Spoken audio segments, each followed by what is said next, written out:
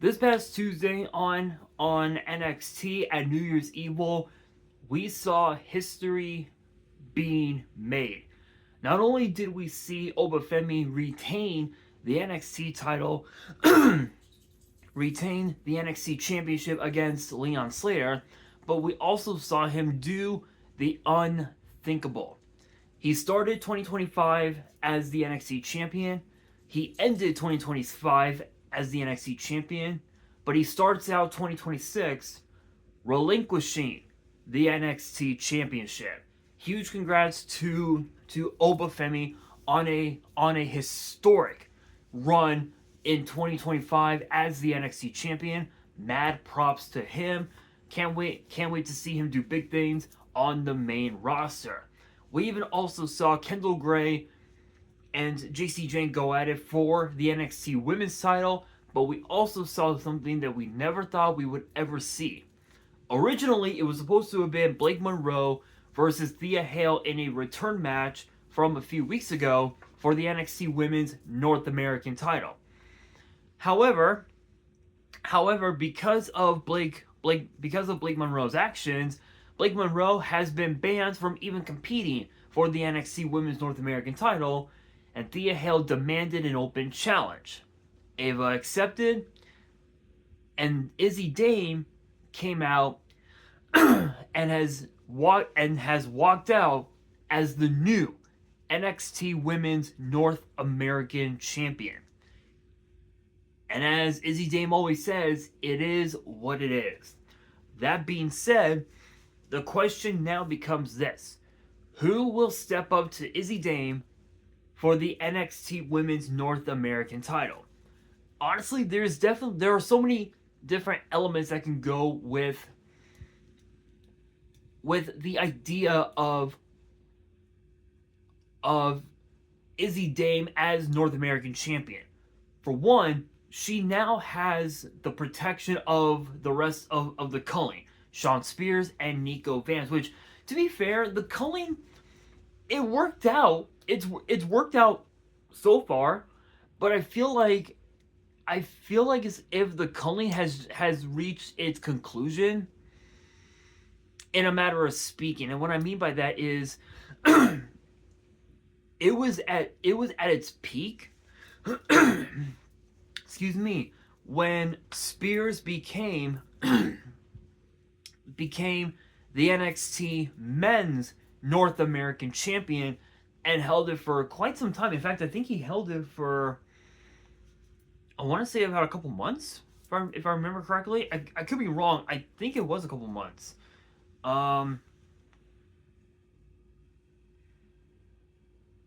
Let me see.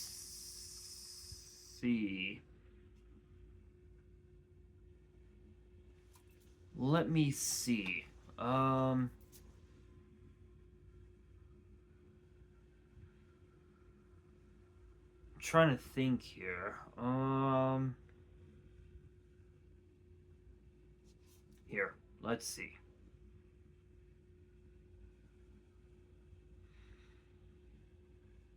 Where is I'm literally on WWE.com. Here we are, the North American title. Here we are. Let's see.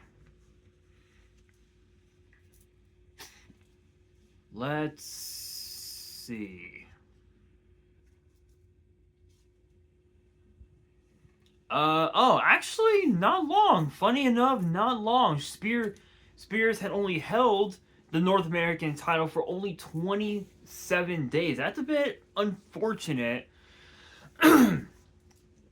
That's a bit unfortunate, but funny enough, the top four with the longest reigns as NXT North American Champion, funny enough, if you can believe it,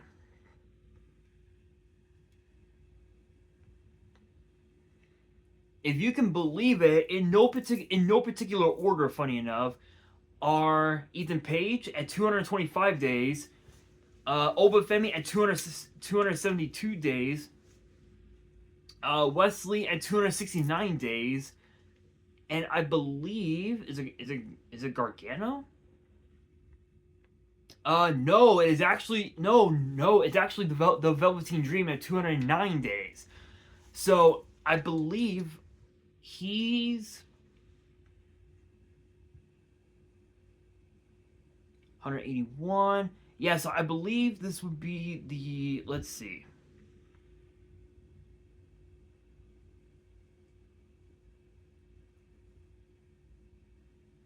Two, three.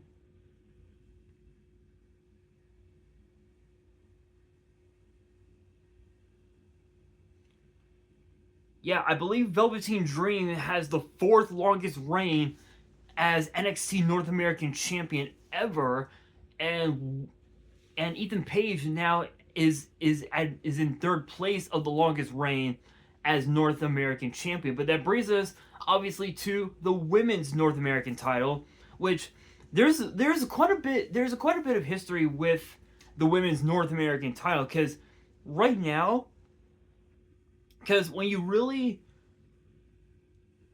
look at it, 1, 2, 3, 4, 5, 6, 7. There have been 7 champions overall, and the longest reign is actually none other than Kalani Jordan, the first ever champion, who held it for 140 days, which is the actually that is the actually that's the second longest reign. The current longest reign ever is Soruka at 189 days, which is which is an unbelievable run. 100%, that is such an unbelievable run as NXT Women's North American Champion, which that was one of the first championships that Soruka ever won in NXT, which it was that plus the women's speed title was the one that she also held. In fact, the speed title, if I remember correctly, if I can find it, the women's speed title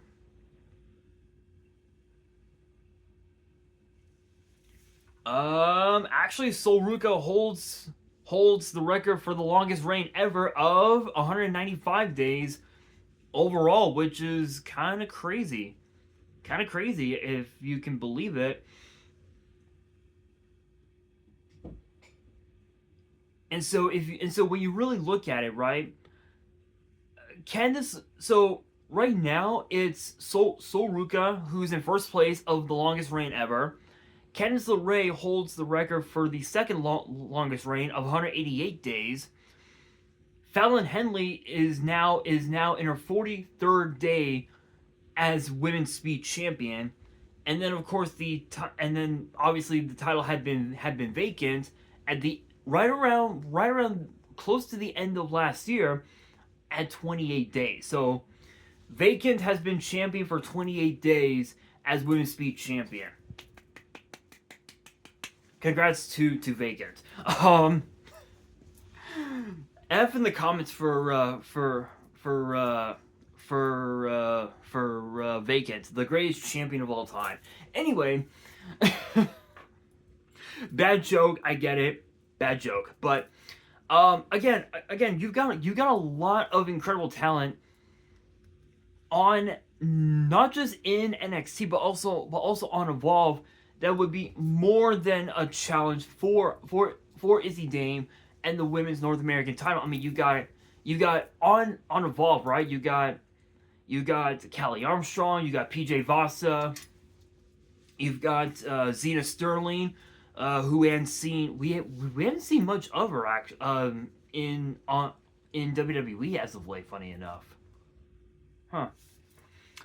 There's who else is there? There's Tyra May Steele, there's Mason Holiday, Layla Diggs, Skylar Ray I mentioned, aka Danny Sikelski. You have in NXT you've got Blake Monroe, you've got Ren Sinclair, you've got Lainey Reed. Which, funny enough, Lainey Reed had an opportunity at the North American title at one point. But she failed miserably. She miserably failed. Um, who else is there? You have Tatum Paxley. You've got Thea Hale, the former champion. You've got Kalani Jordan. You've got Lola Vice. You've got Jordan Grace, who's still technically a part of NXT.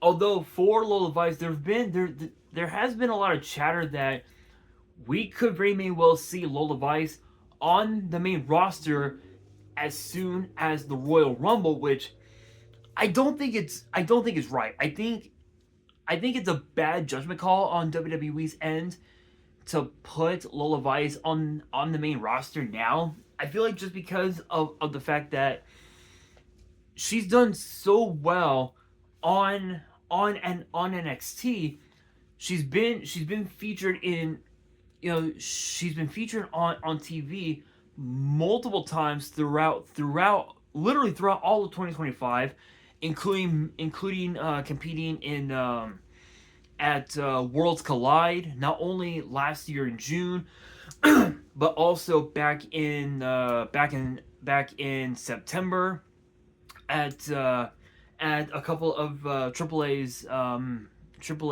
Alianzas of events, Weta de Titanes event. What was the last month? I want to say.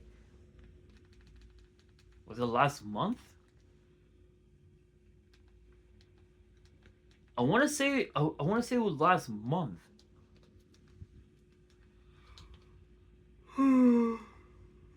Excuse me. Excuse me. Literally last month. Literally last month. And also okay, so it seems like WWE main event will now be featured on YouTube.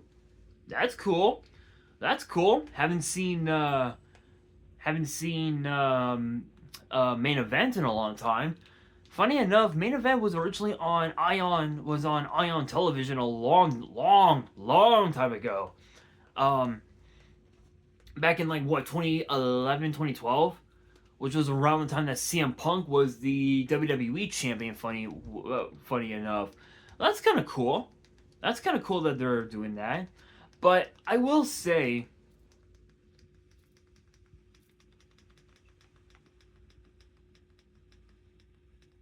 I feel like, in my opinion, I feel like there should be only 3 people that should take that challenge of becoming of challenging Izzi Dame for the NXT Women's North American Championship. And again, there's only 3 that come into mind: Thea Hale, Blake Monroe, and Lola Vice. Thea, because she's owed a rematch for said Women's North American title, and I know for a fact that for Izzi Dame, facing the former champion will be a massive test, especially with the fact that it was because of Blake Monroe, which it was the reason why Thea Hale lost the title in the first place, mainly because of Thea Hale's assault by Blake Monroe. So imagine Thea Hale at 100%. Izzi Dame might not be champion for long, which is very possible. Izzi Dame could potentially be a transitional champion, which is highly possible. But there's still a lot to consider when it comes to Izzi Dame. As I mentioned, she has Shawn Spears and she has Nico Vance, the rest of the culling, in backing her up. So hypothetically speaking, if she ends up in a tight pinch and needs backup, obviously Spears and Vance are going to get involved in some capacity, and that doesn't bode well for Thea Hale. However, think about this: because that Thea Hale had been friends with Jordan Grace for a minute, one could argue that Jordan Grace could potentially help Thea Hale regain the North American title. Now, as far as Blake Monroe goes, while it is true that yes, Ava did ban her from challenging for the title, that only applied when applied against Thea Hale. But the question is, does it apply to if the title changes hands? Is Blake Monroe still able to challenge for said North American title? And honestly, I don't think so. Crazy as it sounds, I don't think so. And the reason why I believe so, I believe no, is because to give you guys a good example, last year at SummerSlam, Lyra Valkyria challenged Becky Lynch for the women's Intercontinental title in a no DQ match. Was it no DQ or no holds barred? It was one of the I want to say no holds barred, but I think it was no DQ. Let's see.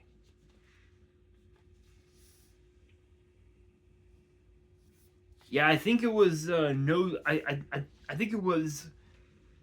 I think it was a no DQ match.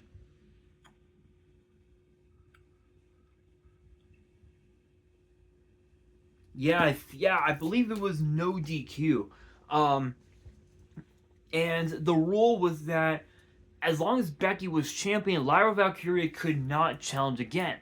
But think about this: Becky Lynch lost the title to Maxine Dupree in New York City, but Becky Lynch regained the title this past Monday on Raw. The question becomes does the rule once again apply to Lyra Valkyria again? And the answer is no. Because that Becky Lynch is a two-time champion, now legally, Lyra Valkyria, if she wanted to, she could challenge for the women's Intercontinental title at some point, which is very possible. But Becky Lynch will probably say, no, I'm champion, you can't challenge me, which is possible. But knowing Adam Pearce, he can always flip the script. But that right there is a good example of Blake Monroe's situation. So because that Thea Hale is no longer champion, hypothetically speaking, Blake Monroe could still challenge for that championship at some point, which it could potentially happen sometime between now and Vengeance Day next month, which is very possible, but we'll have to wait and see. But that brings us to Lola Vice, and I feel like with Lola, she's had so many opportunities at Championship Gold in NXT.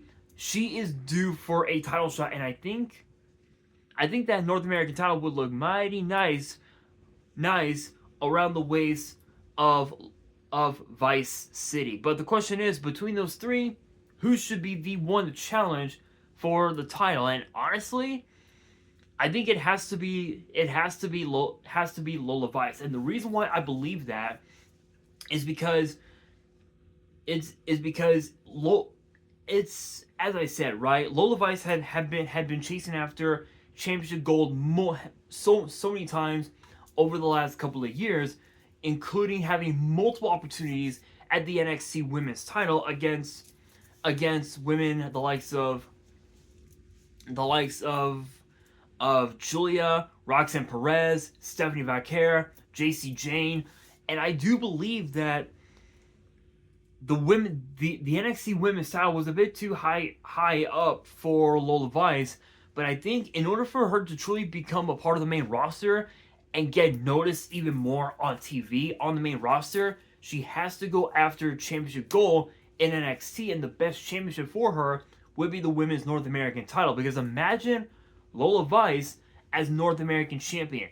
She could have such a lengthy reign as champion, which could potentially last until what, maybe Stand and Deliver, in which case the Raw after WrestleMania, she drops the title to, I'll say, Blake Monroe as as a good example, and then she ends up on the main roster, which is possible, but we will have to wait and see. But with that being said, that'll do it for today's video. Hopefully you guys enjoyed. If you did, make sure you guys smash that thumbs up button. If you guys are new to the channel, you guys want more WWE topic videos in the future, then be sure to subscribe to the channel, turn on the notification bell, and as always, make sure you guys are following me on all my social media.